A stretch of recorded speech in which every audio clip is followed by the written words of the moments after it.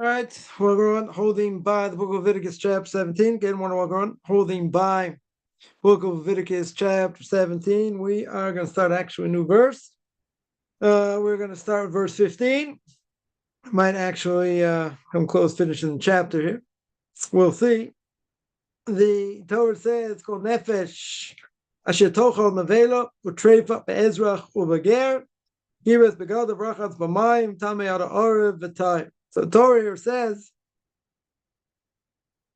says, and every soul that eats carried, right? Nevela, known as carried. Nevela means an animal that dies without ritual slaughter, right? It could die of a heart attack. It could die by being shot in the head. It could die any number of ways, but it doesn't die by ritual slaughter.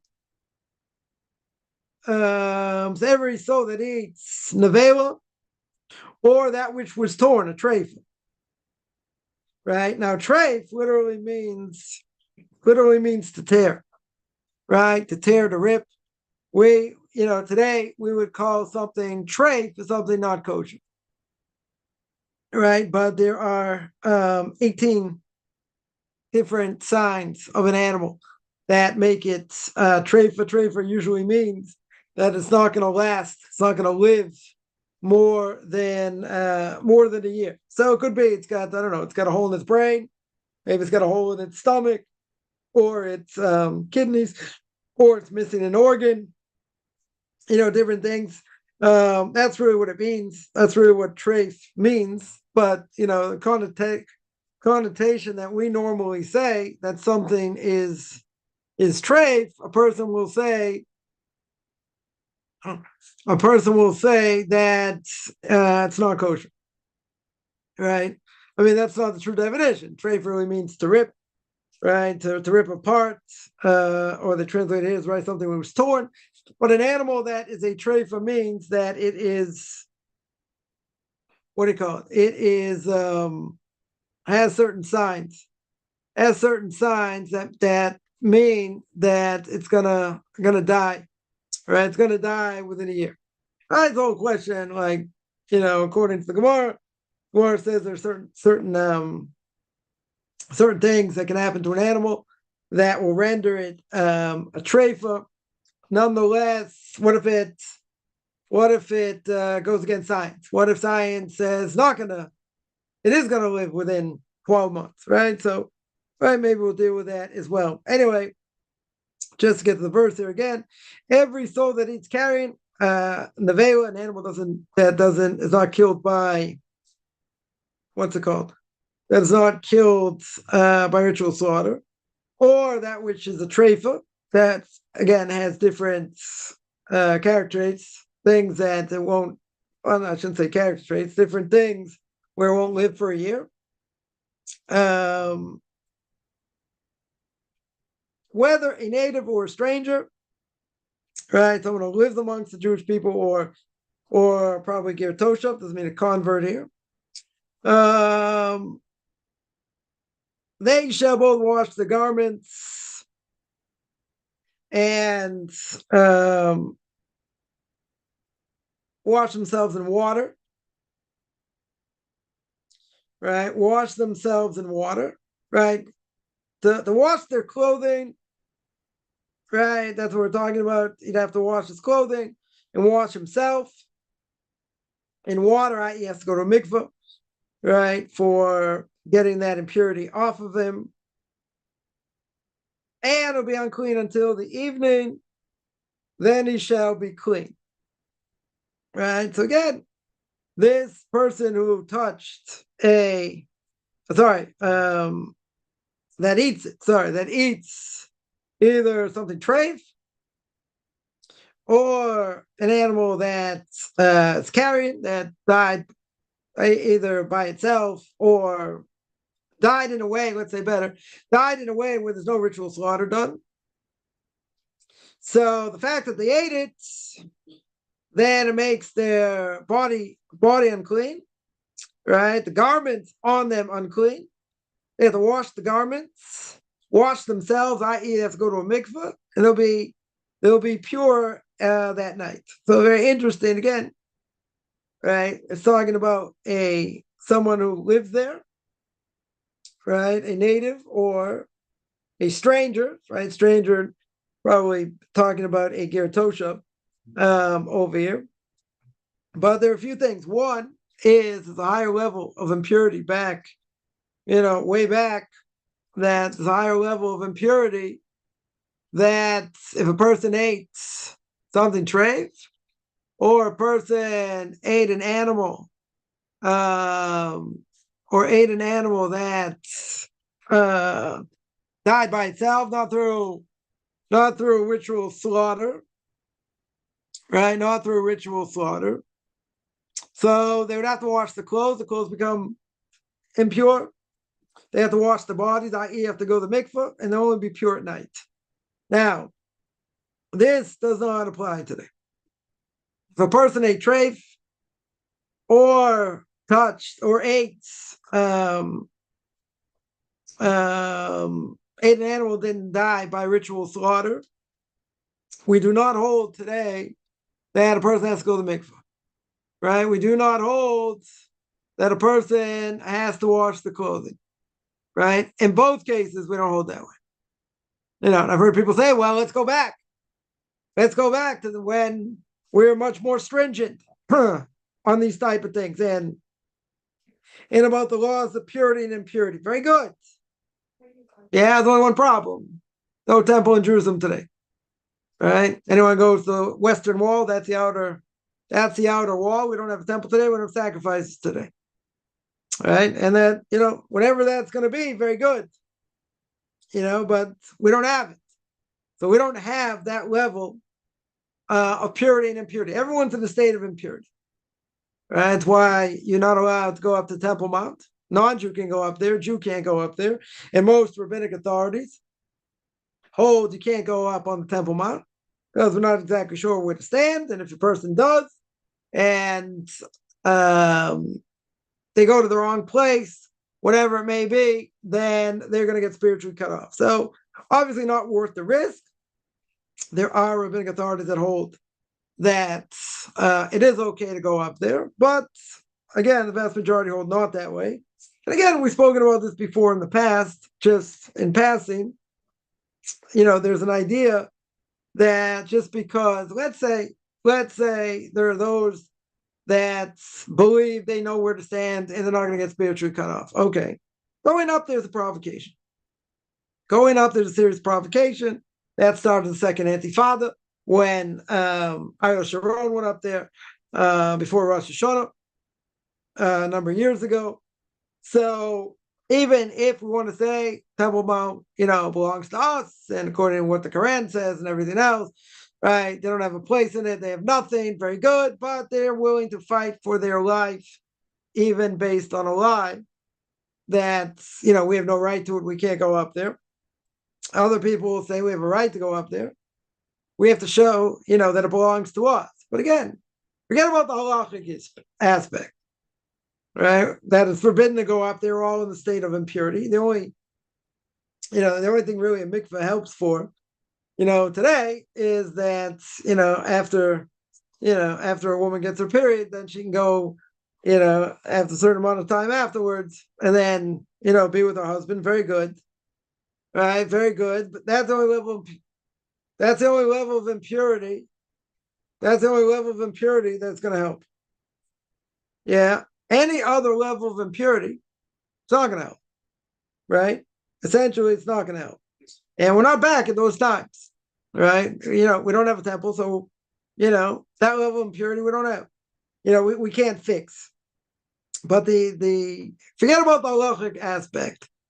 Going up there is, for the Arabs, whether it's a lie, we know it's a lie, but what they say. But in general, making a provocation against them is no mitzvah.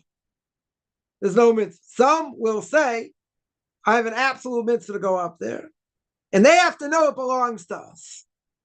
Yeah, well, guess what? Deep down, they know it belongs to us, right? That's not a question, right? That 100% is not a question. They understand that. Very good. That's what they understand that. But we're not going up there making provocations. If anyone comes to Israel to visit, as a non-Jew, you want to go up there, great. You should go up there as a non-Jew, right? That level of impurity doesn't affect them. They can go up there, not a problem, right? But for a Jew to go up there, again, people will make the claim. I don't want to harp on this, spoken about it before, right? Number of times before, but people will make the claim, if we don't go to certain places, they have to just come in and they're like, they'll take over the place. So we have to have a presence. Now, there is an aspect of truth to that. Not going to say not. There is an aspect of truth to that. Very good. Yeah. But just because, we're not there doesn't mean it's not ours. Right? Once the Messiah comes, it's definitely going to be a, greater Israel, for sure. Certainly Jordan should be part of Israel. Other parts of the Middle East will be part of Israel, greater Israel anyway, even though not in our hands now, but eventually they will be. But even so, the main point is we're not ramming it down their throat. We're not ramming it down their throat stating that it belongs to us. They know. And if you do that, it's a provocation. So a person can say, wherever I go in Israel, it's a provocation for them to stop and try and attack us. Go down downtown Jerusalem, let's say it belongs to us. Okay. But is that necessarily going to be a provocation? No. And you go to Tel Aviv, you go to Haifa, you go to other places. Yeah, is that going to be a provocation? No. They could attack anytime, whatever. And just say, you don't belong here and all this and all that. But it's not a direct provocation. In most places, the person's going to go.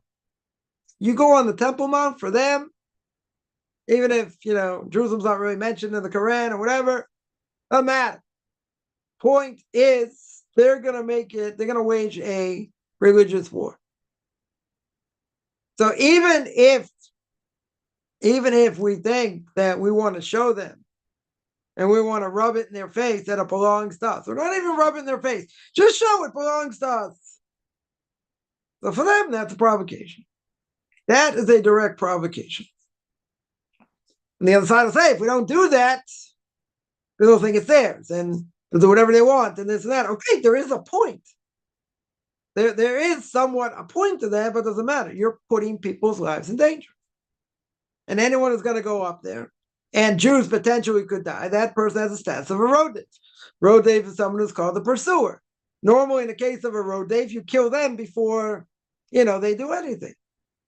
I'm not saying you go out and kill them. I'm just saying they may have that status. Because what they're doing is they're doing something that's going to rile them up. It's going to rile up there. It doesn't take much, but this is a much more serious offense. And they're going to go out and kill people. They're going to go out and kill Jews because, these Jews went up on the Temple Mount. It's a much more serious offense to them. So we're not interested in starting up with them. If we don't have to. But a person can make the claim, come on, other places in Israel, they'll say the same thing. No, they won't. They're not going to make a big deal with something like this. This is something like right in their face. That's something you don't want to do. Going anywhere else in Israel, in general, is not going to do that, right? It's definitely not going to rile them up like going on the Temple Mount, right? That for sure is going to be a problem. So therefore, even if a person knew where to stand, they want to hold according to those rabbinic authorities. So let's say halachically, according to Jewish law, wouldn't be an issue. Okay, right? I'll be generous. Let's say that would be the case, right? It would not be an issue, right? Let's say, so even if it wouldn't technically be an issue, it's not something in general that should be done because again, they are going to get, all riled up and. There's no reason to do that. So that's something to keep in mind. Spoke last week, a Q&A on Thursday. Someone was asking about, why Jews are so meek. Why we don't fight back and have, warriors like King David anymore? Why don't we advocating that? And then there was a question at the end, about Meir Kahana. Hashem Yikam Dam. God should avenge, his blood. And I mentioned, and this is just, a good segue for this, that I mentioned that many people didn't necessarily disagree with what he said. Right? It wasn't a question necessarily what he said per se. The question of how he said it. Right? The question how, he was very definitive. Very, very definitive, and was, and started up with non-Jews. And there's just no, that's why the rabbis came out against it. That's just not the way to do it. We'll defend ourselves when we have to. Right? And non-Jews do certain things, whatever. We'll protest, we'll defend ourselves when we have to. We don't put anything in their face. We're in exile. Right? Even in Israel, we're in exile. Okay. Yeah, that was their main claim against him. Not necessarily what he said. They necessarily disagree with what he said. Yeah. It's A, the way he said it, and B, and how he did it. And how he was in their face. So that, that the rabbi said that's not the way. Right? That's not the way. Again, even if he's right, even if he's 100% right, we're in exile. We're not starting up with people. That's not what we do. And not what we should do. Yeah. So anyway, that's what the Torah says. Comes along Rashi over here. Let's see Rashi. Rashi says every soul that eats, carrying, again, an animal that died by itself, did not die by ritual slaughter, or that which was torn, i.e. a treifa, an animal that had one of these signs of being treif, again, maybe had a hole in his brain, had a limb missing, had, I don't know, one of its internal organs missing, whatever it may be, right? So essentially, the point is, it's not going to live for a year. What do they have to do if they do such a thing? What does the person have to do? He has to wash his garments, right? His garments become unclean, so to speak, impure, so he's got to wash them. And he's got to put himself in water, right? Put himself in water means he has to go to the mikveh. He has to go to the mikveh, and he'll be unclean until evening, right? In other words, he has to wait till nighttime, and after night, once nighttime comes, once 3 stars come out, let's say 25 minutes after sundown, very good, then he's considered pure. Go along Rashi over here, right? Rashi says, first thing is, what's Torah talking about? It's talking about, first of all, the Torah says, any soul that eats carrion. Now, what type of carrion are we talking about? Right? What type of carrion are we talking about? So we're talking about the carrion of a clean bird. Now, first of all, even before I get there, here again, let's just read a little bit of Rashi here. Rashi says it's talking about the carrion of a clean bird. We'll see how he knows that. Which causes uncleanliness. When does it cause the person to become impure? At the time it passes through the gullet, meaning when it's swallowed. At the time it's being swallowed,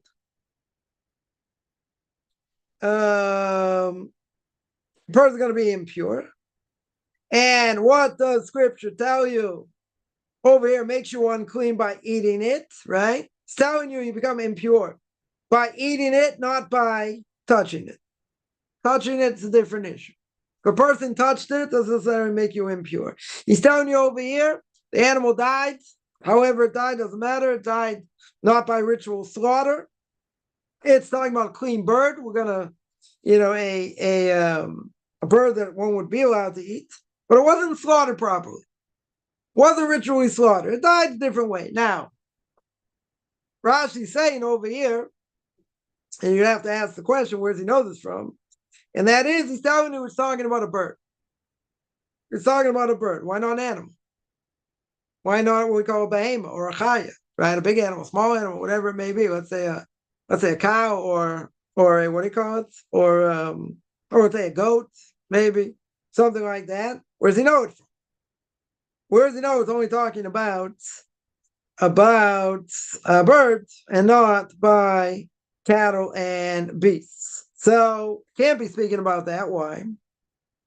Because if you go back, Leviticus chapter 11, verses 39 to 40, right? Over there, it already tells me, right? Torah already tells me anyone eats or touches a carrion, right? An animal that wasn't ritually slaughtered, of these animals, or carries them.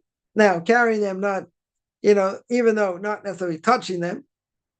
In other words, let's say they didn't touch it, but someone put the animal on their back, right? On the person's back, let's say. Then it becomes unclean. So therefore, if I already know it before, why would the Torah repeat it? In other words, the Torah never repeats anything for no reason. Even though we have, certain topics in the Torah that go through a lot of verses, right? Building the Mishkan, right? Building the tabernacle being one of them. Or the leprosy, saras, whatever you want to call it, speaking Lashon Hara, a lot of verses about that. So there's a purpose. There's a purpose when the Torah repeats something. But if something's already been said, then the Torah is not going to repeat it for seemingly no reason. So if you go back to Leviticus chapter 11, verses 39 to 40, it already tells me, it already made clear, if you touch it, right, or even if you don't touch it, let's say it's put on your back, on your shoulders, you're unclean. So why would the Torah repeat it? There's no reason. There's no novelty over here. The Torah tells me that in general. Now, if you're going to tell me, well, maybe there's something important to tell me, and because it's something more important to tell me, in other words, there's a repetition over here. And why would the Torah mention uncleanliness, the eating of the carrion, only, and make no mention? 6. Only, it's not going to make any mention of touching it and carrying it, right? Why would do that? In other words, if you're only going to tell me it's a repetition of the law, then it doesn't need to mention it, right? Unless you tell me there's some novelty. There's some novelty that was being brought in before that wasn't mentioned now. So or let's say better, there's something being mentioned now that wasn't mentioned before. And the fact that it's mentioned now, what's it telling me? It's got to tell me something. Otherwise, it's superfluous. Otherwise, I wouldn't have to mention it. So therefore, if you go back to verse 13, what does the Torah say? It says a bird that you eat, any fowl, any bird that you may eat. If you go to verse 14, it says, it gives a parenthesis over here of what? The reason why the blood must be covered. Right? Remember we spoke about that for a number of weeks, the importance of when an animal is slaughtered or a bird is slaughtered to cover the blood. So that was mentioned before, verses 13 and 14. So now, since it was talking about that, now it comes back and says, now we're going to lay down the law. Further, once you eat carrying of such a fowl, you're going to eat this bird that wasn't ritually slaughtered. If a person ate of it in his clothes that he's wearing become unclean. You have to go back to verse 13, right? When it's talking about not eating blood, what was it talking about? A bird, right? Similarly over there, right? Go back here.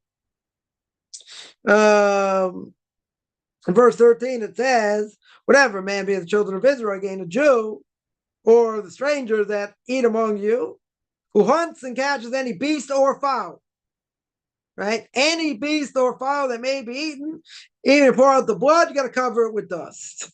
Because we said the life of and then we spent a number of weeks on verse 14, for the life of all flesh is the blood, blah, blah, blah, right? You're not going to eat any of the flesh because the life of all flesh is in the blood. Therefore, if a person does it, seemingly a Jew does that, you'll be spiritually cut off. So now the Torah comes and says, everything that he's carrying, these nevela, right? The animal wasn't ritually slaughtered, And however it died, very good, becomes impure. It comes along, Rashi over here, and says, must be talking about a clean bird, right? Because that's what we were talking about before. That's context, right? That's what I was talking about before. But if you're going to tell me, or you're going to try and tell me, you're going to try and tell me it's talking about what? It's talking about beasts, right? Cattle and beasts. Very good. Problem is, I already mentioned before. I already have that in Leviticus chapter 11, verses 39 to 40. Didn't need to mention that. So it must be a continuation of what was said before. And what was that talking about? Talking about a bird, right? It's talking about a clean bird, right? That is what it seems to be speaking about. And that's why Rashi says a clean bird and not talking about any other animal. All right, that's the first part of the verse. Then it says, or any animal which was torn, i.e. a treifa. Now, why is a treifa mentioned here? As we said before, the animal could have, I don't know, it could be ripped apart. Yeah, it could have, it could be born a certain way. It could have, let's say, missing some internal organ, or the internal organ got damaged, or it's got a hole in the membrane of the brain.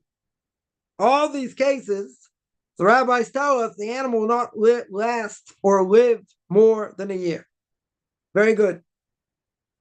That's what a treifa means, even though most people today say, oh, it's treif, only it means, what do they mean?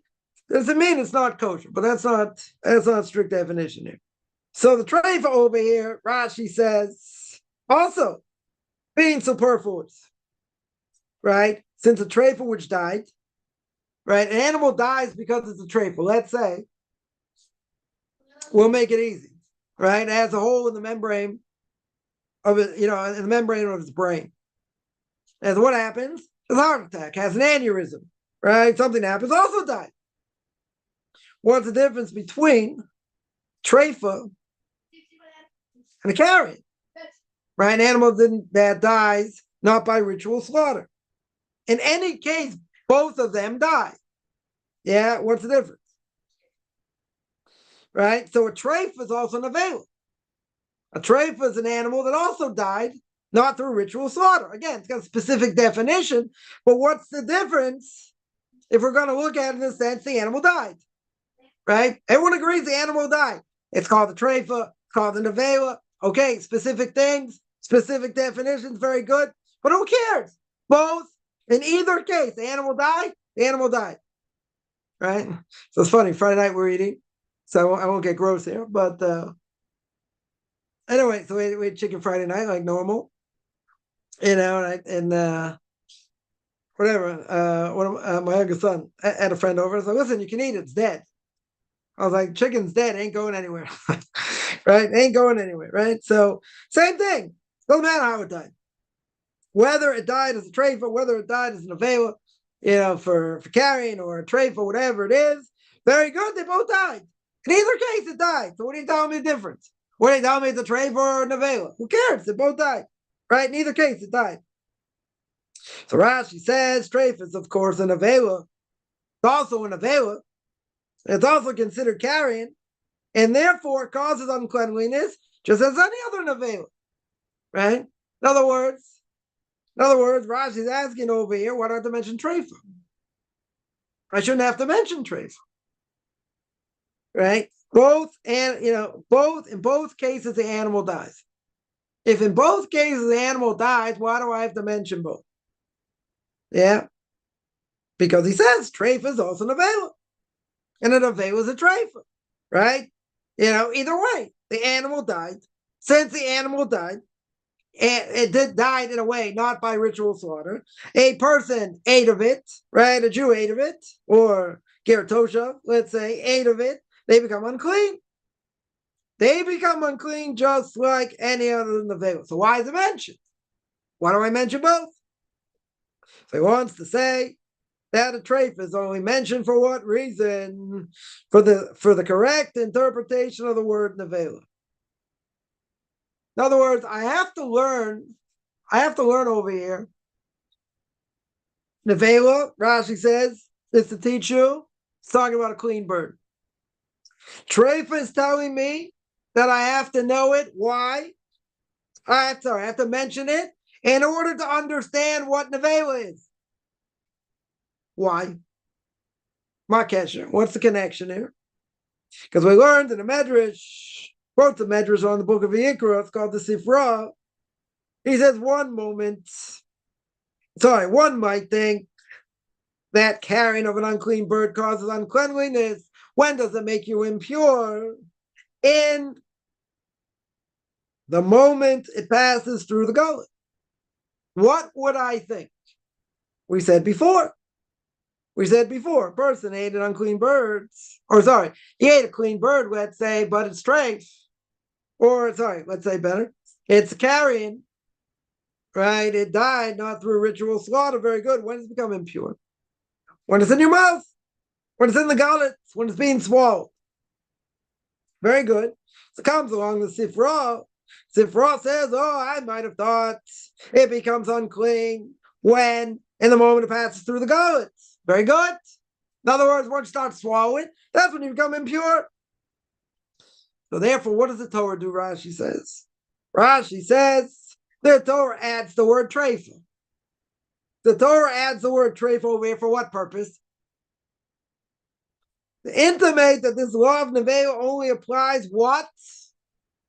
This Nevela is only going to apply, this carrying is only going to apply to birds.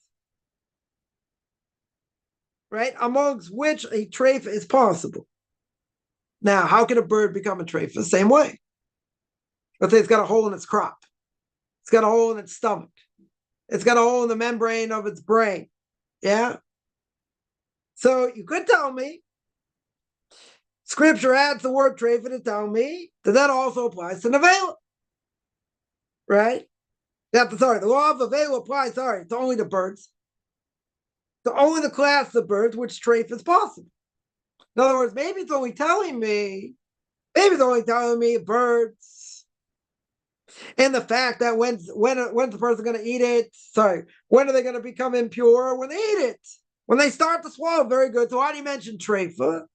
You mention treifa because there are certain birds that's going to apply to. That's going to apply to, excluding what? Excluding unclean birds, because they're in a class of treifa that can never occur. Right? In other words, if you have an unclean bird, a tamei bird, a hawk. We don't eat predators, right? Any type of bird that's a predator, we don't eat, right? So we'll take a hawk. A hawk can never be predator, and can never be treifa. Why not? Because you tell me, well, can a hawk, have a problem with a major organ and die within a year? Sure. That can happen. So what's he saying? He says, but it'll never be a treifa. Why not? Because you can never eat a hawk. A hawk is never something a person could eat. A Jew could eat. A non-Jew could eat it, not a problem. Or any of these other type of birds, a flamingo, I don't know. Any of these other type of birds we don't eat. Yeah, ravens, owls. Yeah, any of these type of birds can never be treif. Why can't they be treif? Because they're never kosher to begin with. Since they're never kosher, they'll never have a chance to be in treif. You're going to say, but could happen. You get a hole in its head and who knows what and die. Good, but you're never going to eat it. It's not possible for you to eat. Because it already has the status of being something forbidden. It's not forbidden just because it became a treifa, right? Because it became, it had a hole in its head or whatever. It didn't become forbidden to eat because of that. Why did the owl be forbidden to eat, or the raven, or any of these other birds? Because the Torah told me you can't eat it. Right? Leviticus Chapter 10 told me certain birds you can't eat. Finished. You can't eat it. So why did it mention treifa? It's only going to apply. It's only going to apply to a clean animal. Right? A clean animal could become a treifa. Right? A chicken could become a treifa. Right? Maybe they got a hole in its head. Maybe, whatever the inner organ is missing. Whatever, it became a treifa. It got mauled. It got mauled, but still alive. or whatever, or even better, right? It got mauled and was killed. Okay, yeah, that could become a treifa. Very good, because you could eat the bird originally. If it was ritually slaughtered, you could eat it. Very good. But what happens? What happened over here? You had a bird you couldn't eat. It was forbidden according to the Torah before anything ever happened to it. Whether one of the inner organs was missing, had a foot missing, I don't know, whatever it's going to be that's going to make it into a treifa, it's not going to live for more than a year. Very good. Yeah, it's not going to live for more than a year. But that doesn't even apply. Why doesn't it apply? Because a non-kosher bird you'll never eat. It's always forbidden. 100% of the time it's forbidden. Oh, you're going to say, wait a minute. It's got a hole in its head. It's missing, it's missing a stomach. It's missing something. It's going to die within a year. Very good. Could I eat it at the beginning? No. I could never have eaten it. Impossible to have eaten it. Why? It's forbidden to eat. The Torah says you can't eat it. That's why it mentions treifa. Right? That's why it mentions an animal that gets torn. Because it has to be talking about, as Rashi says, it has to be talking about what a kosher bird. A kosher bird could become treif. Very good. A non-kosher bird never become treif. Right? Impossible. Right? That's what Rashi over here says. Yeah, so there is a question. We'll just throw this out there, confuse everybody, but there is a question. There is a question like this. Let's say a treif animal, an animal became treif, right? It became not kosher. What did a person do? You shechted it. In other words, this animal was fatally injured, and you slaughtered it before it died. Right? In other words, it was going to die a natural death. So you're going to say, so what if you slaughter it? If you slaughter it, does it help? Why should it help? Why in the world should it help? Because you'll say, okay, it was ritually slaughtered. Very good. You have this chicken, cow, whatever it is, doesn't matter. Right? You ritually slaughter it. Is it kosher? Depends. If you found it to be a treifa, if there was, let's say, it had a hole in the membrane of the brain, yeah, that animal's not gonna live for more than a year. Very good, but it didn't die yet. It's still not gonna live within a year. Very good. It didn't die yet. What's the problem? Sorry. So what would I say? If you ritually slaughtered it right now, you tell me. You may tell me I could eat it. Why could I eat it? Why could I eat it over here? Right? I could eat it because it didn't die yet. Since it didn't die natural death, maybe I could eat it. Right? So this is a major controversy. The Gemara brings up difference of opinion between Rabbi Yehuda, Rabbi Meir, and Rabbi Yosef. Three-way disagreement over here. Right? So it is a matter of controversy. But on the one hand, right, what would a simple explanation be? One hand, you're telling me, since you ritually slaughtered it, no matter what's inside, what's going on, kosher, you ritually slaughtered it. Others are going to say, even if it was treif, right? Even if it had a hole in the membrane of the brain, let's say, very good. I mean, not so good for the animal, obviously, but let's say, very good.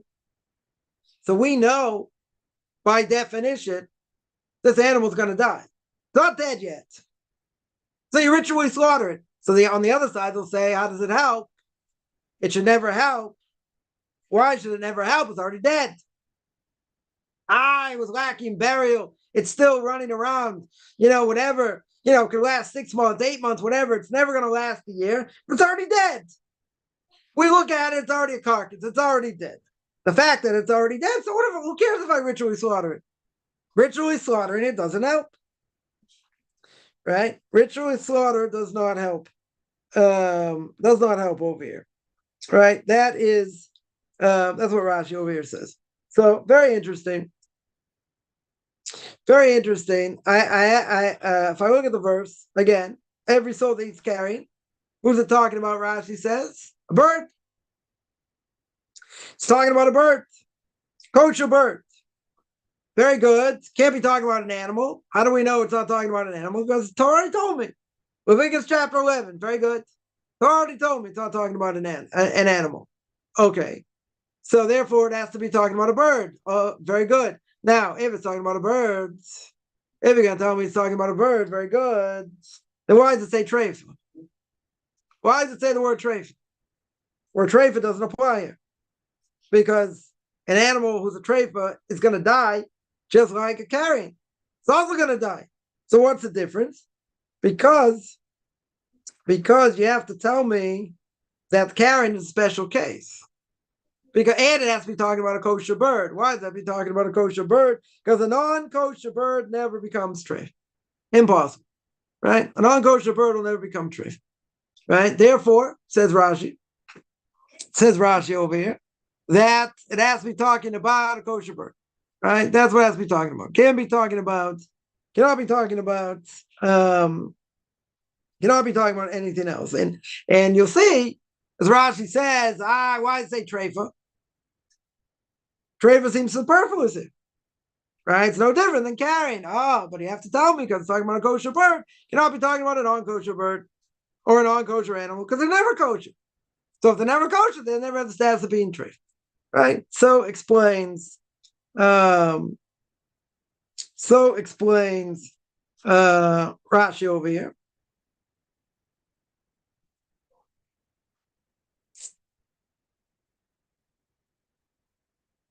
I want to see one thing here. So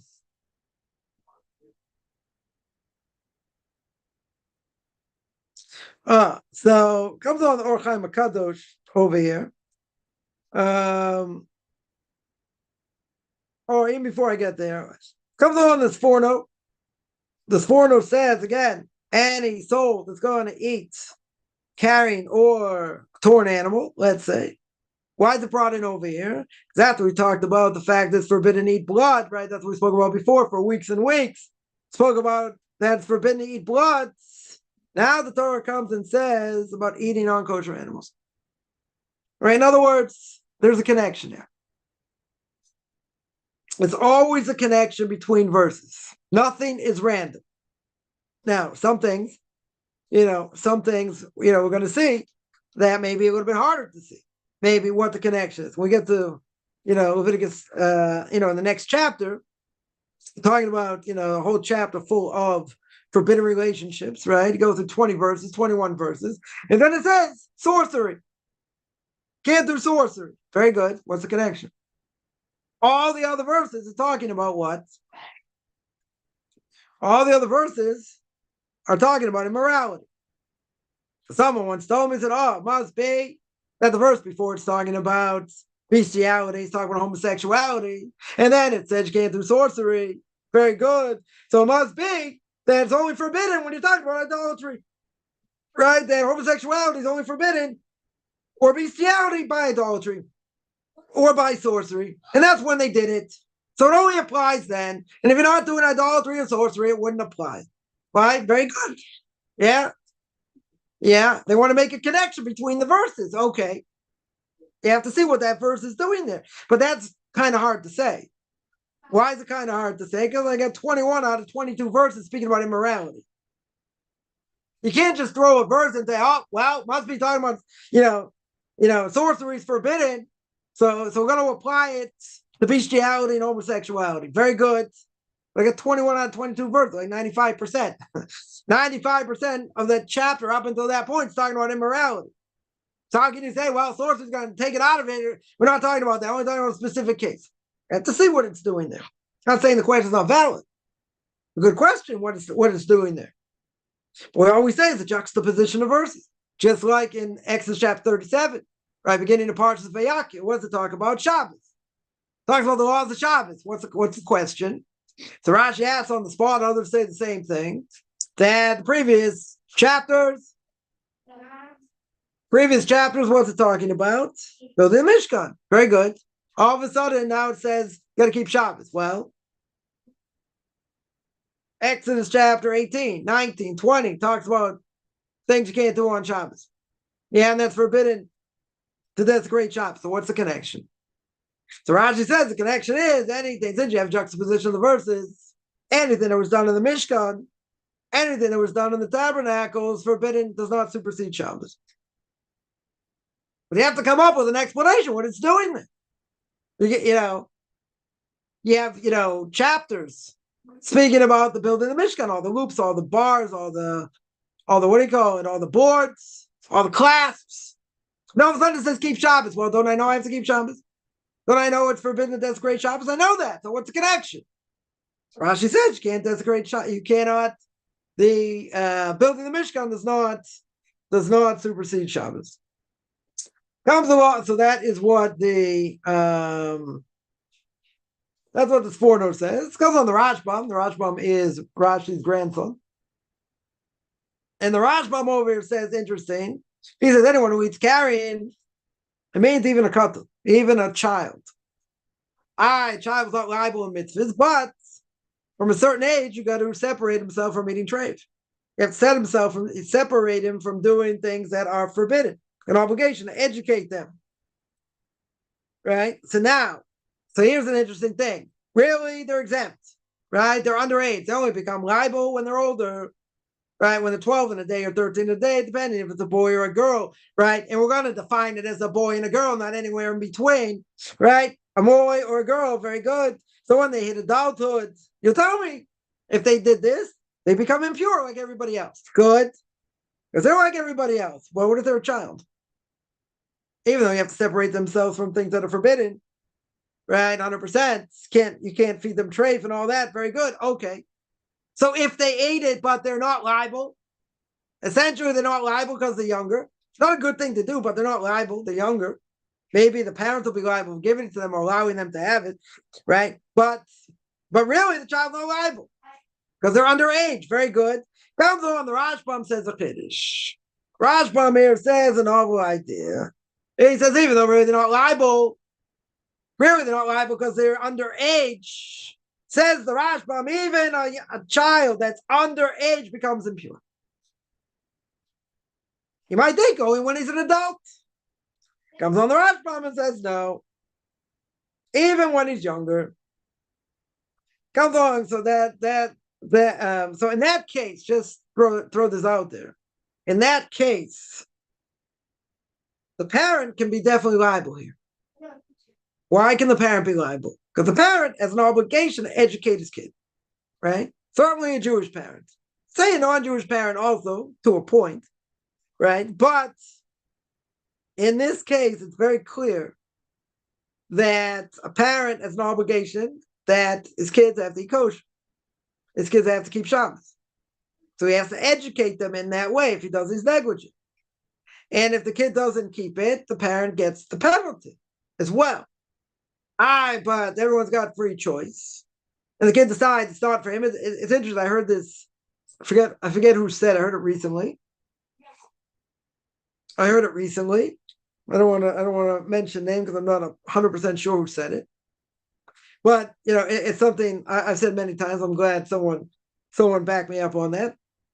And I remember hearing from a friend of my father's years ago, many years ago, that when I was a kid and I went to Cheder, right? I went to the Jewish school and I got hit by the Rebbe and whatever. And that's what Judaism is. I don't have anything to do with it, right? So said, well, maybe had a bad day, maybe this. They kept saying the same thing over and over and over again, right? If that's what Judaism is, I don't have any part of it. So heard Rebbe Wine should be well. One say that imagine someone had a bad teacher. We all agree they had a bad teacher. Yeah, fourth grade. So he said, okay, that's it. I'm leaving. I'm going to go get a job. And never. He said, okay, maybe get him therapy. Right. They had a bad teacher. Very good. Yeah. So I heard a great rabbi say that in such a case, either of these cases, right? Either of these cases, let's say that person was the ripe old age of like 7 or 8. Even if they were 9, yeah, even if they were 9 or 10, They still don't have any knowledge of anything, essentially. I mean, they do know some things, what's right and what's wrong. I mean, obviously they have to be educated, right? But in general, what do they really know? They don't really know very much.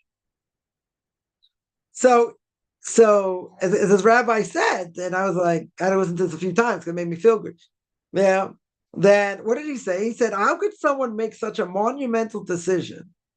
They're going to leave the fold, have nothing to do with Judaism, and they have nothing to do with Judaism based on a decision they made when they're 7. It was actually Rabbi David Kaplan. Should be well.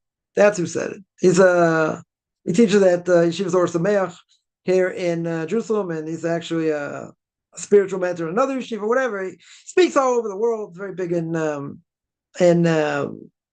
about raising kids and family issues and different things. And he said you hear this all the time from older people. He says much older people. Yeah. He says much older people that have nothing to do with Judaism. That's what they say. That's what a lot of them say. Based on something that happened to them when they were 7 years old. In other words, they're making a monumental decision. I just mentioned this as a side point, right? They're making a monumental decision to say, I don't have anything to do with Judaism based on the fact of something that happened when they were 7. I'm not talking about something traumatic. I'm not dealing with trauma here, per se.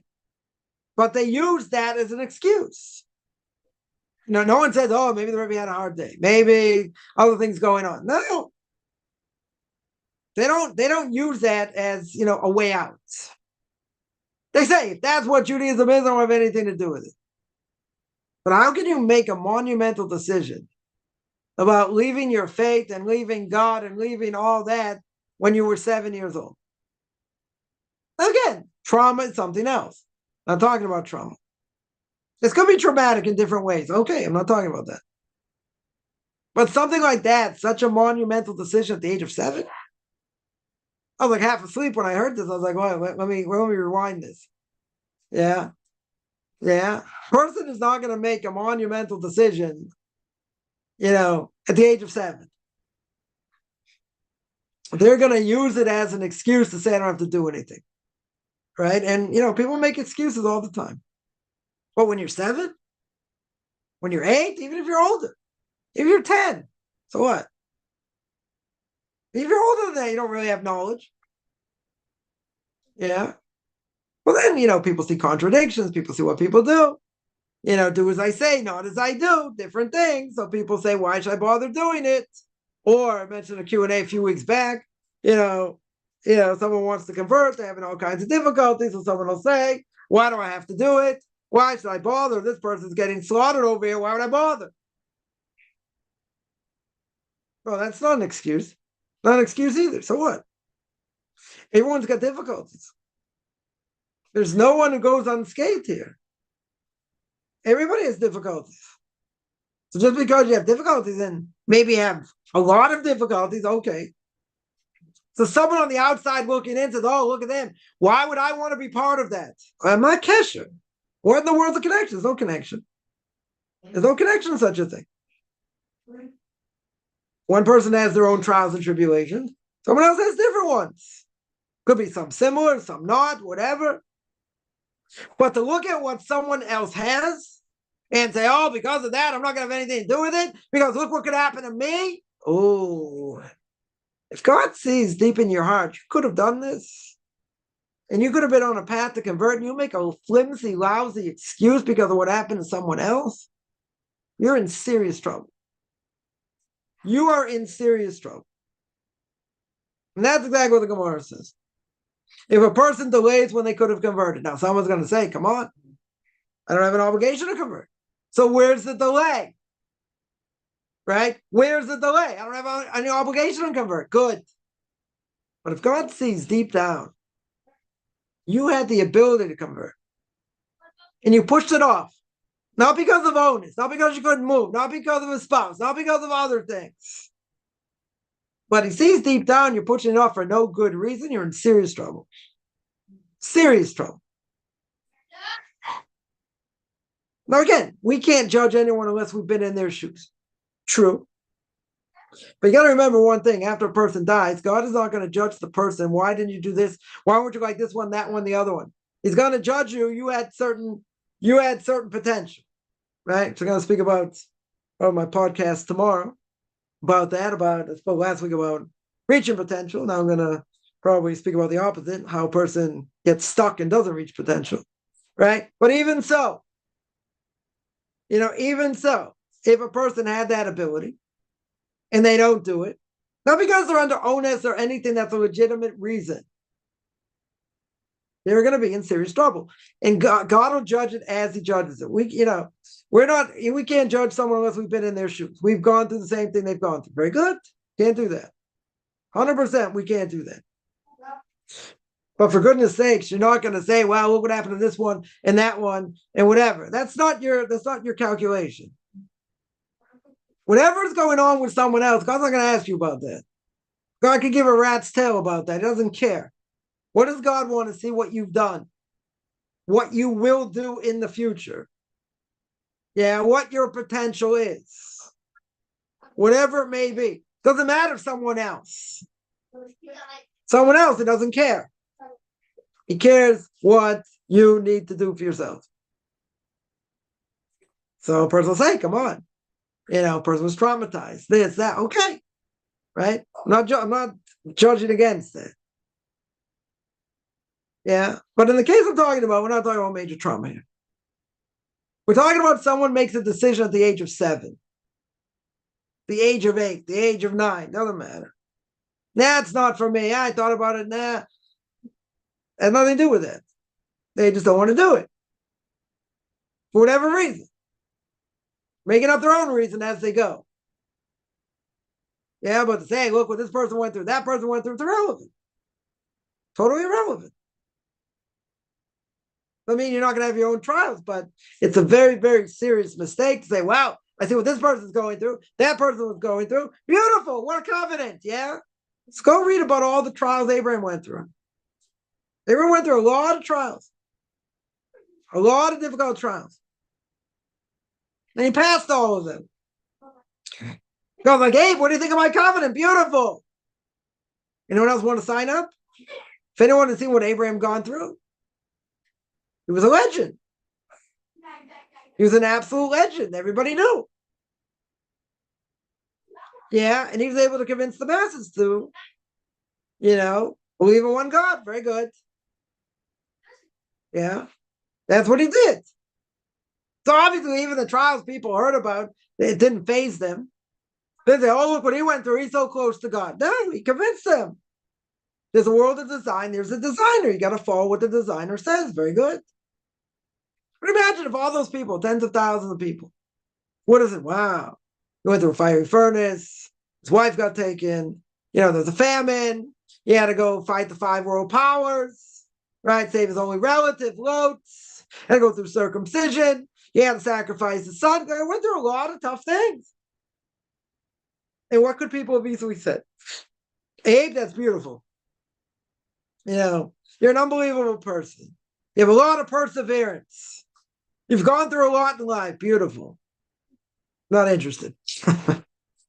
I'll take fantasy, right? I'll take Bob. Here's Bob. Don't leave home without him, right? Right? Well, we'll take fantasy. We'll take make-believe. Make-believe sells in a major way. But he was able to convince the masses. Absolutely convince the masses. There weren't a bunch of wusses back then. I mean, maybe they were. Yeah. They weren't a bunch of wusses. Oh, look what he went through. I'm not gonna believe in God. I may go through worse things. I didn't say that. He convinced them. But for someone to say, well, I don't want to get judged that way. You might get judged in a worse way. Because as we say in a lot of the liturgy of Rosh Hashanah, Yom Kippur, God is boichen klayos. God checks our kidneys, our thoughts. He checks deep within. He knows. He can see right through a person. So if he sees that a person really had potential, they're just being a wuss, and they say, oh, woe to me, and I'm having difficulty, whatever. But they could overcome it It doesn't matter what other people are going through. God doesn't care what other people are going through. He's not going to care. He's not going to care. He's going to judge the person where they're holding and what they can do. Or does he give a rat's tail what someone else is doing? People make wrong conclusions. I heard someone once say, I mentioned this before. Someone got caught, I don't know, money laundering, something, Orthodox Jew got caught doing something, whatever it was. Well, I don't do that. I don't keep Torah mitzvahs, but I don't do that, so therefore I'm exempt from keeping. What do you mean? Why kosher? What in the world is a connection? What in the world is a connection? Just because someone did something wrong, hopefully at least they admit they did something wrong, very good. But if they do something wrong, what's that connection to you? Person say they see contradictions, do as I say, not as I do, blah, blah, blah. Again, person is going to get judged by God himself. But what does it matter what someone else did? They're guilty, let's say. 100% they're guilty. And what does that have to do with you? We're going to have to answer for ourselves, not for what someone else does. Right? God's very happy there's probably one of us in the world, right? Of each person. They're going to have to answer for themselves, not for anybody else. Doesn't matter what other people do and how they're looked at and what their status is. Doesn't matter. Someone is more religious, has a big position, this, that. Yeah, it looks worse. Good. They're not living up to the standard. Good. Or does that have to do with you? So the person will say, but it's a contradiction. If he doesn't have to do it, why do I have to do it? And what's the answer? Doesn't matter what the other person did. Let's say, for argument's sake, the person's wrong. Good. Person totally wrong. Okay. So even if the person's totally wrong, that doesn't give you the right to say, well, I can just do whatever I want. Nothing else matters. Live and let live. What do you mean?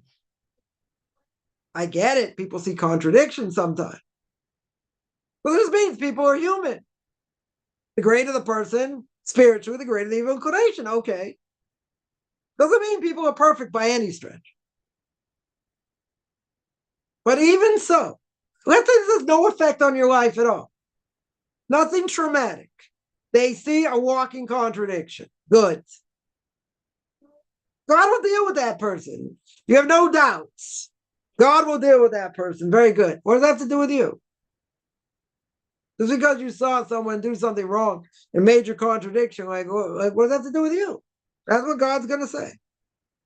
And it doesn't matter. Doesn't care what the other person did. He's going to deal with them. Very good.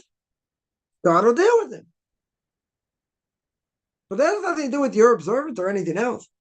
Now, some would say they went through trauma, they went through difficulty, this and that. Okay, it's a different issue. That's a different issue. God will judge it how he judges it. Maybe a person is so traumatized, whatever. They never really fully get over it. They can't integrate. They're angry, this, that. God will judge it how he judges it. Not for us to judge. Right? Anyone who went through the Holocaust and went off, if they were religious, anyone who went through the Holocaust can't judge them. Look what they went through. Lost their family, suffered, major suffering. Can't judge them. One of the great Rebbes once said, asking me for a blessing to that person with a tattoo, with a number, go ask him for a blessing. Why did he say that? Because anyone who went through that, went through it, and they're still intact, and they still have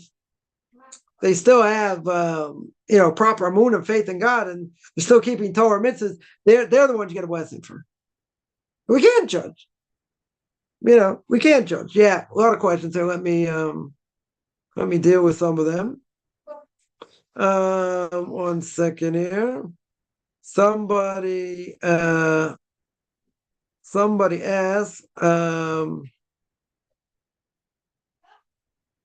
what's the meaning of muktzah? Somebody asks.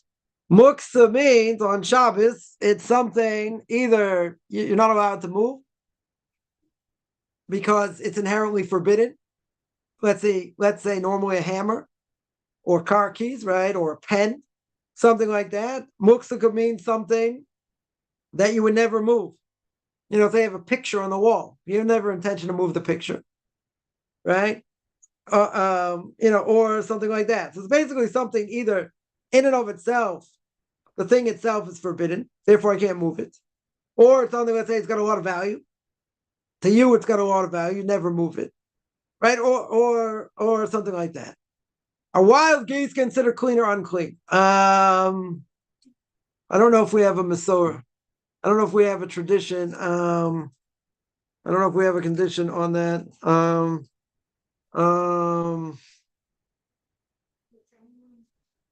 Are you able to continue backwards? I don't know. Or when I can be a 6? Yeah. Can switch? Wild geese. A goose is a kosher bird. Very good. Wild geese might be, not sure. Geese, chickens, ducks. Goose definitely is. I would think wild geese, if they're under the category of being geese, I'll have to double check, but wild geese should be all right.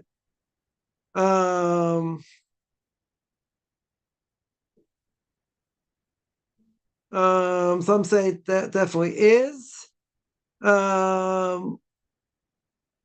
Certain mini geese are kosher, so yeah, that should be all right. Yeah, should be all right. I'll double check, but it sounds like it should be all right. Someone asks, okay, do I think Ethiopian Jews are Jews? They're in need of conversion? No.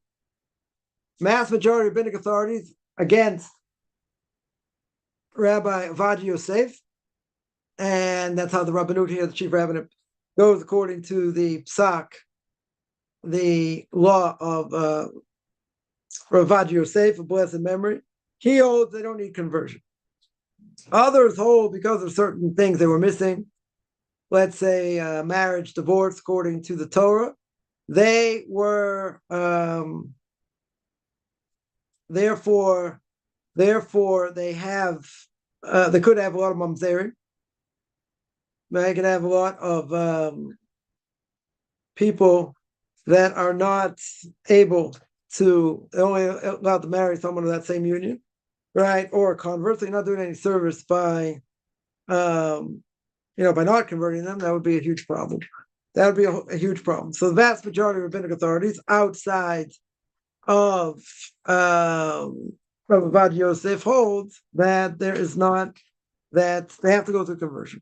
Also, I think there were certain holidays that were missing also, certain things that were missing. So the vast majority of rabbinic authorities, according to those rabbinic authorities, they hold that's not, that they need to go through conversion. So you want to ask me my opinion again? Far from me to go against Rav Yosef, but the vast majority of rabbinic authorities, much greater than I'll ever be in 10 generations, probably, or 10 lifetimes, let's say better, right? They hold against him. He is a minority opinion, very big minority opinion, but he's a minority opinion, right? He's a minority opinion. We hold, practically speaking, they have to go through conversion. According to the book of Derech Hashem, what's the purpose of the nations of the world? They have a purpose. If they don't keep universal laws, what happens? Look at the world as we live in it right now. Even these idiots wanted to fund the police, yeah? Look at the universal laws that they're supposed to keep. They don't keep universal laws, what happens? Right? What happens? Chaos. So non-Jews definitely have a purpose. Right? Their purpose is to keep the world going, to keep universal laws, to help the Jewish people as much as possible. They want to convert, very good, let them convert. They don't want to convert, it's their choice. They don't have to. But their purpose is to keep the world going and keeping universal laws. And those universal laws, everyone has to keep. All non-Jews have to keep. So if all non-Jews have to keep it, that's going to keep the world in a much better place. So, and one of the reasons, by the way, the Gemara says, people look at this as a racist statement, but it has to be understood. And that is that if a person, if a Jew, their ox gored a non-Jew's ox, they don't have to pay. They don't have to pay damages. But if a non-Jew, their ox gored a Jew's ox, he has to pay. What's the reason? Say, oh, so people say, come on, it's discrimination, this and that. The Gemara says clear. Why is their money considered ownerless? Why would that happen? Because they didn't keep the Noahide laws properly. Because we're just racist to be racist, right? But Messianics and Christians and whatever, they will cherry pick these things and say, look, we're anti-Jewish, we're anti-pig, we're anti-this, we're anti-that. But if they don't keep the laws the way they're supposed to, there's payback, right? There is payback. Is Book of Leviticus Chapter accessible to all Jews? I mean, it is. It's a hard book to go through, right? A lot of it very much steeped in Kabbalah. It's definitely accessible. Definitely accessible. I would say for non-Jews also, right? It has been translated. Again, I wouldn't say it's an easy book to go through, but I think it's an important book to go through because, it teaches the essence of what you need to know in this world, how the evil inclination works, what the world looked like before Adam and Eve sinned.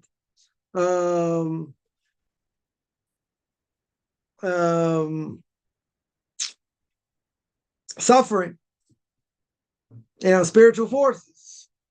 So these are things that people, I would say everybody needs to know, just, even at a basic level, right? Basic level, how it works. Someone asked, the Jews partners in creation with God. Yeah, gonna get me in trouble here for what I'm gonna say. But I would say that God doesn't need us, right? God does not need man. That's pretty clear, right? If you would say God needs man, essentially you're saying that God is limited. Goes against 13 principles of faith. First of the 13 principles of God is absolute. Yeah. Now, I would say, we make God king on Rosh Hashanah. We go this whole thing all day in synagogue, reading all these liturgical poems, making God king. Very good. If we don't make God king on Rosh Hashanah, we get an obligation to 100%. But if we don't make God king, is he king? He's still king. Does he need us to make us king? No. Does God need anything from us? No. Right? Now, God created man, as the Ramchal says. As the Ramchal says in Introduction to Path of the Just. He created man with a purpose. What was the purpose? To gain from his goodness. God wanted to give of his goodness. Very good. Since God wanted to give of his goodness, that means God has no needs. So he must have created the world for us. Very good. So what did God want? He put Adam and Eve in the Garden of Eden, gave them one command, one mitzvah. They blew it. They brought death to the world. Now, people throw around this term, tikkun olam, like, we're here to fix the world. Well, what does that mean? Adam and Eve sinned, messed up the spiritual world as well. We're still trying to get back to where the world was before Adam and Eve sinned. Right? And the only time in history that's been the case is at Mount Sinai, and then after sin the golden calf, the world went back to the way it went. But tikkun olam, fixing up the world, means fixing up what was messed up. So the more we keep Torah and mitzvahs, the stronger the spiritual worlds get, stronger this world should get, good over evil, so to speak. But that only means because we messed it up. But does God really need us in helping creation? What does he need for? What in the world does he need man for? Doesn't need men. Torah doesn't need men. But it is interesting. We do have Rosh Hashanah. We do declare God king. But God doesn't need us to declare him king. He's got animals. He's got plants. He's got trees. He's got the sun, the moon, the stars, everything up there. He's got animals. He doesn't need us to declare him king. Right? But I'll ask a theoretical question. And the theoretical question is, if God's if a king does not have servants, is he still king? Still king? But doesn't a king need subjects to serve him? So he's got man to do that. Okay. Everyone else is just programmed. Very good. But does God need to create man, right? Before I get slaughtered here. Does God need to create man? No. God does not need anything. So we're not adding on to anything. Oh, we're helping God. Where are we helping God here? God needs my help? What does he need his help? What does he need my help for? He just wants us to do the right thing and stay on the right path. Yeah. He needs us to help in creation. We messed up creation. We messed up the purpose of creation. So now we're going to fix it. But the only way to fix it is through Torah mitzvahs. That's the only way to fix it. Because we're around this term like, Tikkun Olam, we're helping God. Why does God need my help? What in the world does he need my help with? You got to remember, there was a discussion for 2.5 years between the house of Hill and the house of Shammai whether it was a good thing man was created. Back and forth for 2.5 years. Finally decided it was better man wasn't created. But the fact we were created, we've got to look into our actions. Very good. God doesn't need us. We're not helping him in any way. And it comes out, it would have been better we weren't here. So how are we helping?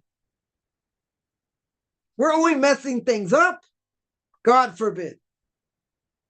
We really need to do the opposite. To fix what we messed up. That's by keeping Torah mitzvahs. That's how we do it. Very good.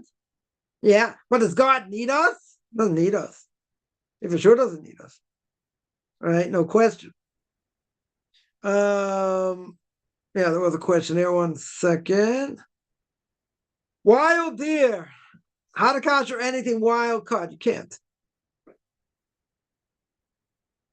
Even if it's a kosher animal, you got to get it ritually slaughtered. So for non-Jew, they don't have to keep kosher. We've spoken about this, right? Non-Jew doesn't have to keep kosher, right? So a wild deer, how would you do it? I don't know.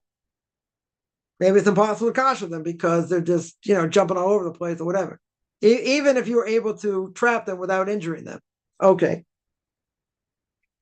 You probably have to get a whole number of people to hold it down. Stick up its head and then kill it. They ritually slaughter it. Now, if it's impossible to do, then there's no way to eat it. Then there's no, that's no way to eat it. Right? So if that would be the case, then you can't eat it. Now, it doesn't mean it's not kosher. Right? If it's got all the kosher symbols, very good. But it doesn't mean it's not kosher. Right? Just because you can't slaughter it, let's say you're right. Right? I don't know. Let's say you're right. Let's say you're right, you can't slaughter. Right? It's too hard to slaughter. Okay, but you can't eat it. Very simple, you can't eat it. Right? But let's say you need 3, 4, 5 people to hold it down if you're able to get it. And then you can slaughter it. Okay, should be kosher. But if not, then they can't slaughter it. It doesn't mean it's not a kosher animal. It just means you can't eat it. It just means there's no way to slaughter. That's what it means. Let me see. Let's have an any religion. Okay. Does the Nachash, the snake, the evil inclination, whatever, angel of death, whatever you want to call it, was with legs, right? Gemara says one of man's greatest helpers, the snake, till it had its legs chopped off. Yeah, you can see, if you ever take out a snake, I don't recommend you pick up a snake, you turn it upside down, you can see like where the legs were supposed to come out. There's like appendages where you can see. Okay. Yeah. Does he lose his legs after God cursed him? Yes. That was the curse, right? But what does the Torah say? The Torah says by the curse says he's gonna eat dirt the rest of his life. So what kind of curse is that? Right? It's not really a curse. Because always gonna have food. Very good. What's the problem? Snake never needs God for anything. Yeah. So therefore, if it's like saying God's going to give you $1 million or going to give you tons of money. He says, I don't want you to pray. I don't want anything. I have to give you whatever mitzvah you've done in this world. I have to reward you for it. Very good. He gives you $1 million. Yeah. He says, scram. I don't want to hear your prayer, nothing. Why do you think by the conservative reform movement, they have so much money? Tons of money where, yeshivas and girls' schools and this and that, and the Orthodox, it's like pushing pennies, keep them running. They're all running in the red, a lot of them. Yeah?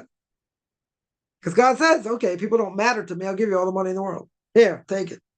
They're not going to pray to him. They're not going to have any gratitude, whatever. So they say, scram. So God says, scram. I don't have anything to do with you.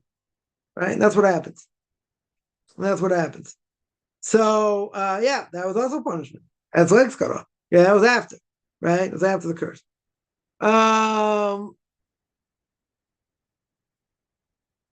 Can Jews go hunting deer and geese? No. There's a response by the Noda Yehuda of Prague, 300 years ago, I think, give or take, wrote a response saying that it's considered an act of cruelty. If it's hunting for sport, right? Let's make that clear.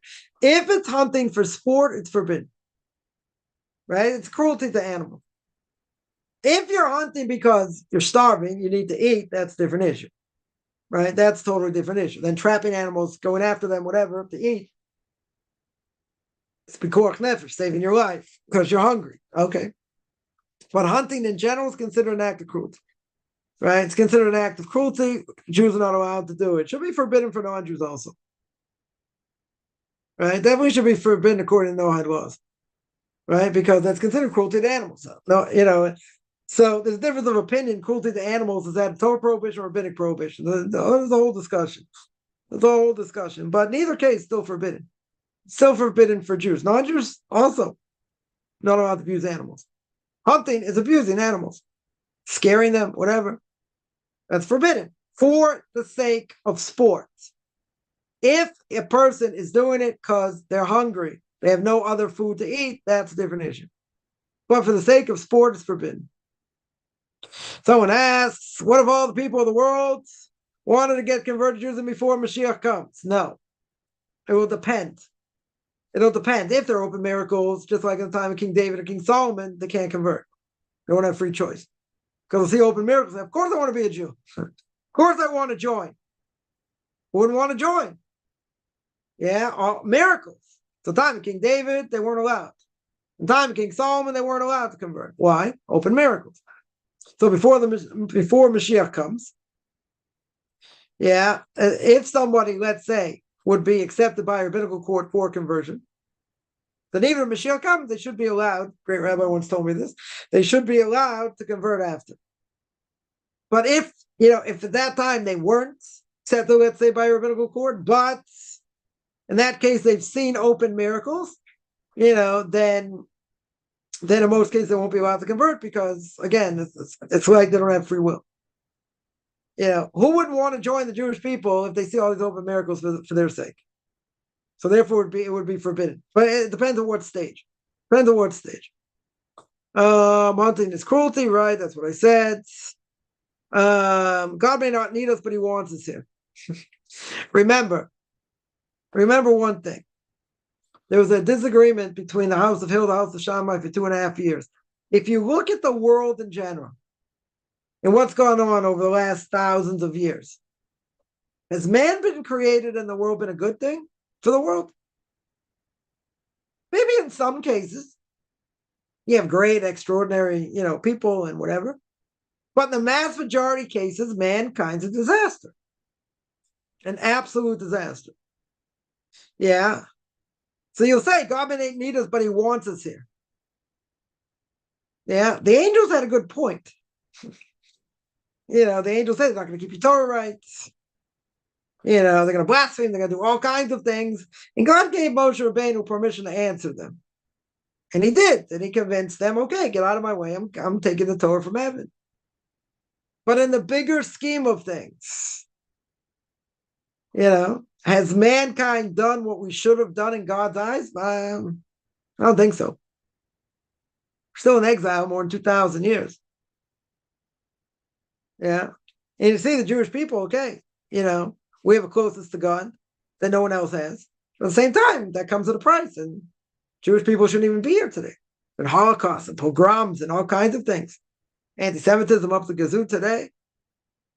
Yeah, so we're not doing our job right. But if you look at mankind in general, I don't think it's been so positive in many ways. I mean, this past century, the bloodiest in the history of man. Can't imagine God was ecstatic, like millions of people died. World War II. Tens of millions of people died. And you had Stalin, other people killed their own people. Tens of thousands, millions. So, God looking down, like, wow, my creation, unbelievable. But there are individuals that gives God nachas, we'll say. They make him happy for what they do. They keep his Torah at a very high level. Okay, but look at all the other things going on. Mankind has not been, I would say, has not been such a good thing. Again, there's been so many tragedies. So, so much of man's killing other people. It's been a horrific world. But he put us here. He gave us the ability to do the right thing and, God forbid, do the wrong thing. Right? You're right. He wants us here. Because the Ramchal says in Derech Hashem, why does he want us here? But you got to struggle. You got to be in a world that's going to, make you struggle and help you reach your potential. Very good. So you have to be in this world. Okay. Mm-hmm. But I'm saying, even with that, and the vast majority of people that have been in the world, that's been a good thing in God's eyes. And I have to say, probably not. You have individuals, maybe a lot of people that, God's very happy, put their soul in the body and look what they did and look what they accomplished or whatever. The vast majority of people have been disaster. Disaster. That's what you're going to see at the end of days. Who's going to be left? Besides anyone of the Jewish people that kept Torah mitzvahs to the best of their ability. The rest of mankind, unless there were Noahides, where they repented before it all happened, good. I don't know how many people are going to be left, out of the rest of the world. I don't know how many Jews are going to be left. It's only going to be a remnant, seemingly. Unless everyone seriously repents. It's hard to say, right? If I were betting men, I would say no. But, it's only going to be a remnant. It's going to be left. So you're right. God put man in this world to toil, to struggle. That's what he did. We have to be in this world. Okay. But the question is, you're right. He wants us here. But there's another aspect of the question. Is it a good thing that we were created or not? We have to be here. True. 100% true. We have to be here. You don't make it to the next world without being in this world. That, according to everybody. That's nothing to talk about. That is nothing to talk about. Someone says it's a fine line, right? Why did God exile us 2,000 years ago? Well, what do you think the reason is? So you could say, well, Jewish people didn't keep what they were supposed to keep.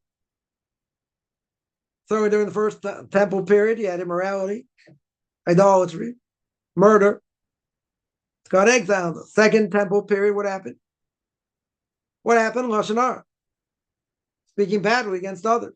That's why we're in exile now. Right? That's what the Gemara states clear. And unlawful hatred. So obviously we still haven't got that message. And we're still suffering because of that. We're still going through it. And that's, a person speaks badly against someone else when it's forbidden, more than 30 prohibition, the one shot. So the Gemara says that's the reason. Unlawful hatred of Lashon hara. That's the reason we're still in exile. I think we're close. I think the Messiah is knocking on the door. I don't think there's any question.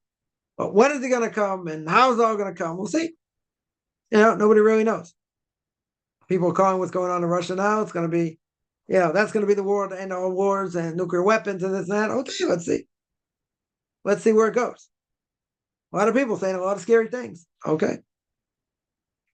See. All right, we'll see where it goes. But this exile we're in now, the last 2,000 years, because of unlawful hatred and Lashon hara. Speaking badly against others.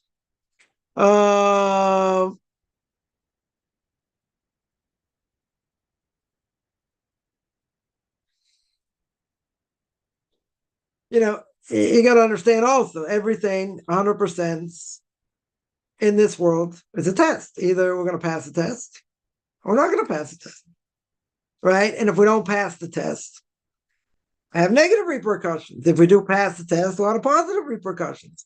We don't even realize, as we mentioned many times, we don't even realize to the extent of the repercussions of what we do.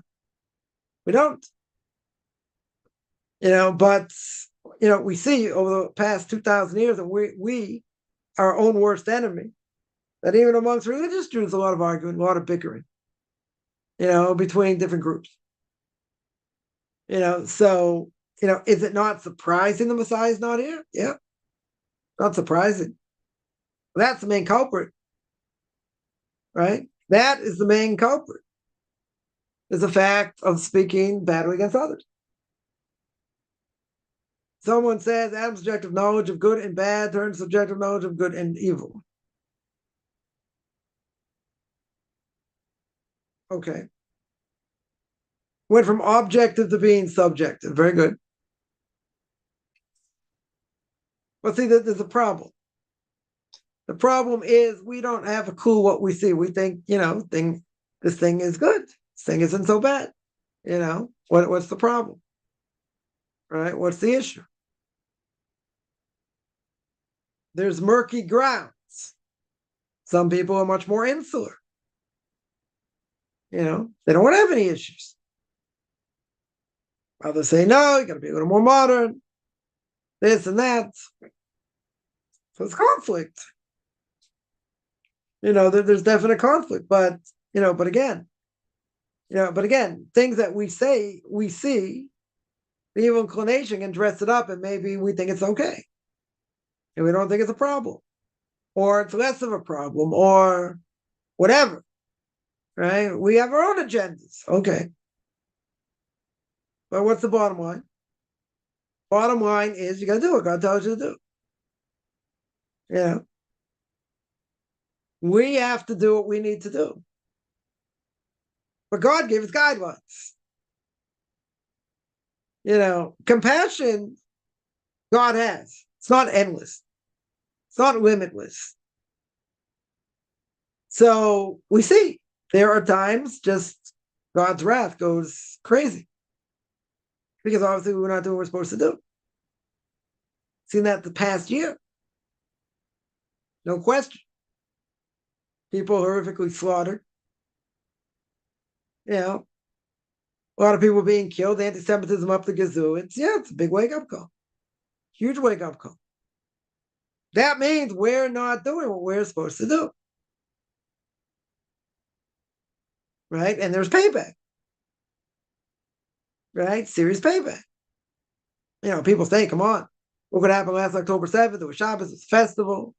All these people, and there was a Buddha there, and desecration of Shabbos, blah, blah, blah. True. That didn't help.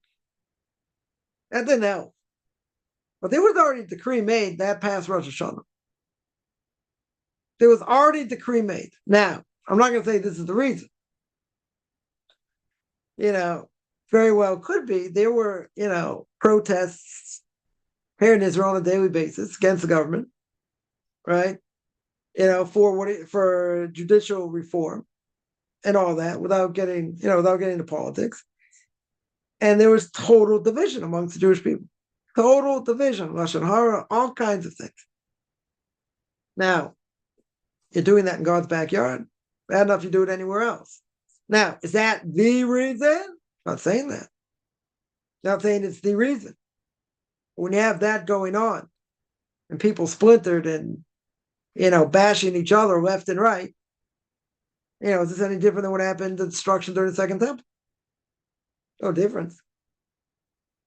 You can say it's political reason, it's left against right, and blah, blah, blah, whatever. Blah, blah. Tremendous amount of inner hatred. Heard somebody say, once, everything's mopped up in Gaza and whatever, protests will start coming back. It already started to a certain extent. So we didn't get the message. It's just a crazy, it's a crazy thing. Crazy thing.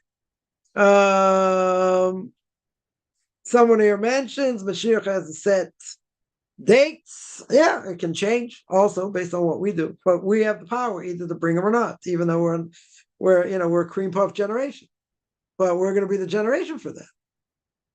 We are definitely going to be the generation for that. Right? We got another 200 or so on years. I can't imagine it's going to go that far because we are pretty close. But at the end of the day, we have the power to either bring them closer or not, right? Or not. Someone says Sfanya. Yeah, what does Sfanya say? There were the qualifications to survive and be part of the remnants.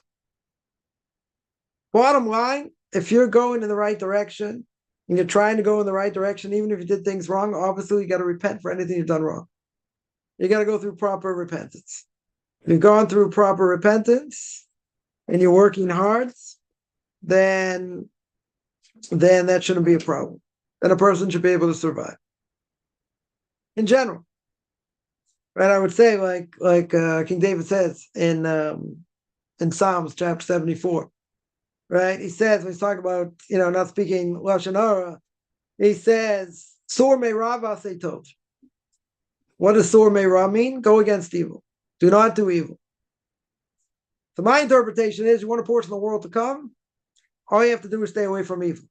Aseh tov, right? To do good, okay, that's a bonus. That would be a bonus. Okay. That's not a simple explanation, but if a person stays away from evil, even if they make mistakes,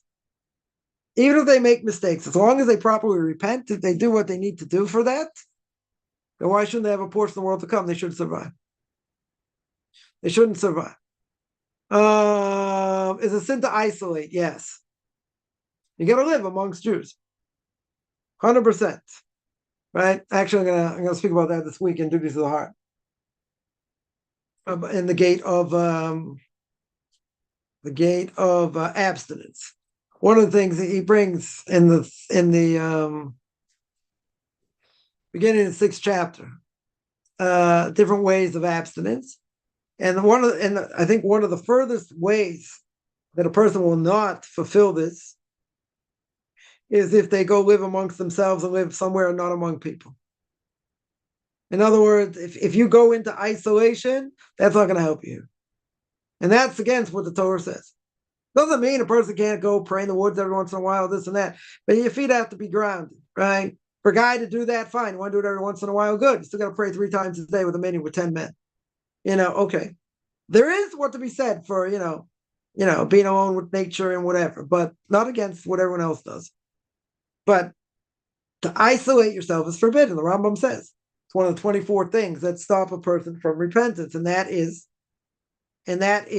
separating from the community. You cannot isolate. If a person has to live in a more remote place, it's not a good thing. But you're not allowed to do that. You're not allowed to do that on purpose. Because a person's going to reach greatness not because they lived on an ashram somewhere in a mountain somewhere and had not an ashram, obviously it's idolatry, but, live in your own place in some mountain somewhere with no one else around. That's a problem. That is a problem. Torah says you got to be part of society. Doesn't matter what's going on around you. You got to be part of society. Right? Can you be righteous by living in a cave? Sure. Yeah, you could be. There's no one else around. So you can be very righteous. Tremendously righteous. Very good. But so what? You're not in contact with any human being. How does that make you righteous? You got to live in this world. Living in this world means you're not living in isolation. That's what it means. You're not living in isolation. Forbidden to live in isolation. The Rambam says, you want to put an impediment in front of yourself that you won't be able to repent? Go in isolation. That's one of them. One of the 24 things. He says in the laws of repentance. And a person will be much greater in spiritual terms, the fact that they have tests. They go through difficulties, but they're around other people. Right? You're going to say, but couldn't a person speak Lashon Hara? Weren't bad things for him? Sure. But life is a test. Life is an absolute test. And you see all the greats throughout history, they lived among everybody else. They didn't isolate themselves. Poor people, maybe went into self-imposed exile a little bit here and there, but again, that's a whole different thing. It's not it's not the average person. That's not the average person. God wants you to be among other people. What if they're all sinners? Okay, so you have to live in a place that there are less sinners. In a proper Jewish community. Some places are better, some places not. Okay. But at least you're living among Jews, right? That shouldn't be a bad thing, right? Among Orthodox Jews.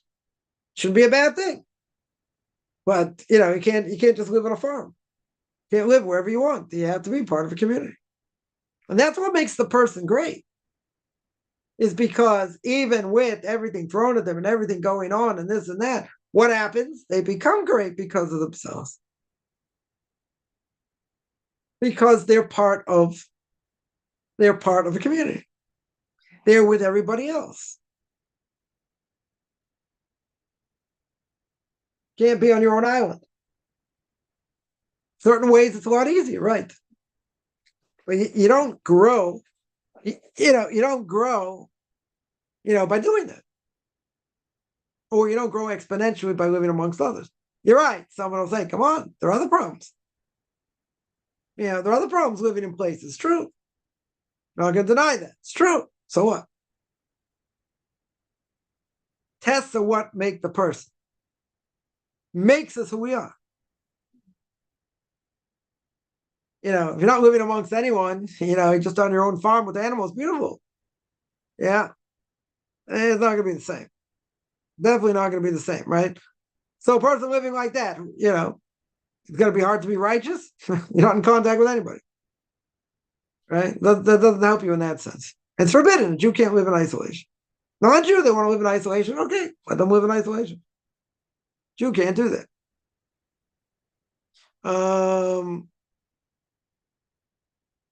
Someone asked, what do you mean 200 years left? The world is only supposed to be around for 6,000 years. Right? So we're what, 5785? Let's say. So how many 5785? You have what? Less than about 215 years. By the year 6,000, the Messiah has to come. And then 1,000 years, the world gets destroyed. I don't know. It sounds like we'll be flying around with wings and who knows what. Then you got Olam Haba and resurrection of the dead. Comes after. That'll come after. Right? That great judgment, that great day of judgment will be resurrection of the dead. Exactly what this world looks like and how we're going to live. Okay, that's not a topic for now. But we basically, since the world's only going to be around 6,000 years, so they only have about 200 so on years left before the Messiah could come. And even the Messiah comes, before that, so the world's only going to be in existence for the year 6,000, and then I guess for 1,000 years it gets destroyed. Whatever happens after that, then you got Olam Haba and the resurrection of the dead. Yeah. Any other questions?